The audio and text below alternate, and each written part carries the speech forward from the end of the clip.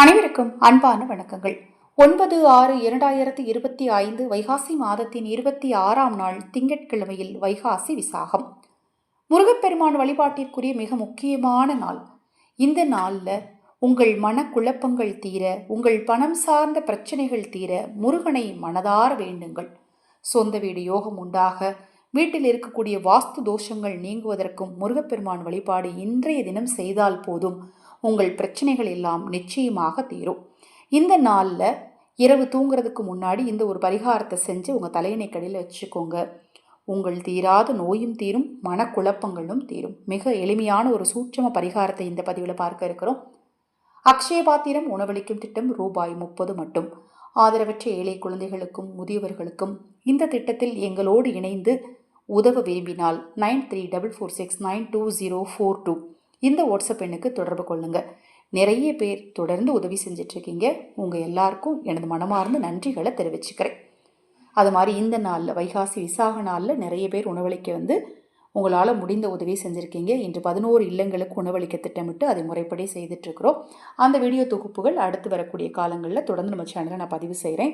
இப்போ நேர குறைபாடு காரணமாக என்னால் நிறைய வீடியோக்களை பதிவு செய்ய முடியல. நான் ஏற்கனவே சொல்லியிருந்தேன், இந்த சேனலில் என்னால் நிறைய வீடியோக்களை தொழில்நுட்ப கோளாறு காரணமாக அப்லோட் பண்ண முடியல. அதனால் மகாபெரியவா ஆன்மீகம் அப்படிங்கிற ஒரு யூடியூப் சேனல் ஆரம்பிச்சிருக்கிறேன்.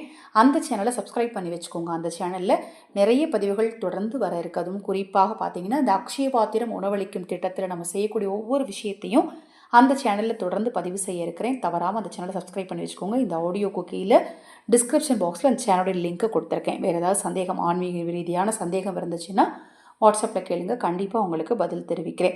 முருகனுக்கு ரொம்ப பிடித்த இலை பார்த்தீங்கன்னா வெற்றிலை.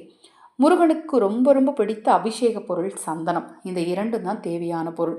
முருகன் அப்படின்னு ஒன்றே எவ்வளவோ மந்திரங்கள் இருக்கும்போது நமக்கு ஞாபகம் வரக்கூடிய மந்திரம் பிரணவ மந்திரமாம் ஓம்.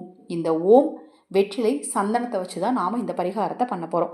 கை கால் முகமெல்லாம் கழுவிட்டு வெத்திலையை நல்லா தொடச்சிட்டு வெத்திலையில் நல்லா நிறக்க சந்தனத்தை பூசிக்குங்க.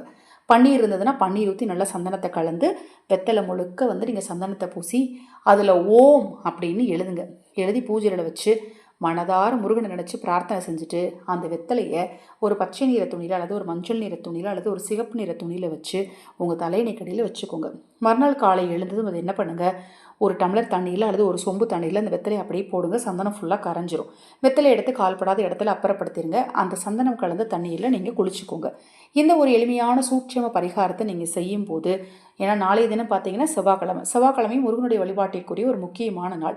இந்த நாளில் இந்த தண்ணீரில் நீங்கள் குளிக்கும்போது உங்களுக்கு இருக்கக்கூடிய ஜாதக ரீதியான தோஷங்களும் நிச்சயமாக நீங்கும் அப்படின்னு சொல்லப்படுது. இது போன்ற எண்ணற்ற பதிவுகளை தெரிந்து கொள்ள தவறாமல் நம்ம சேனலை தொடர்ந்து பாருங்கள். அனைவருக்கும் எனது அன்பு வணக்கங்களை கூறி இந்த பதிவினை நிறைவு செய்து கொள்கிறேன். ஹரஹர சங்கர், ஜெய் ஜெய்சங்கர், மகாபெரிவா திருவடிப்பாதம் சரணம் சரணம். நல்லதே நடக்கட்டும்.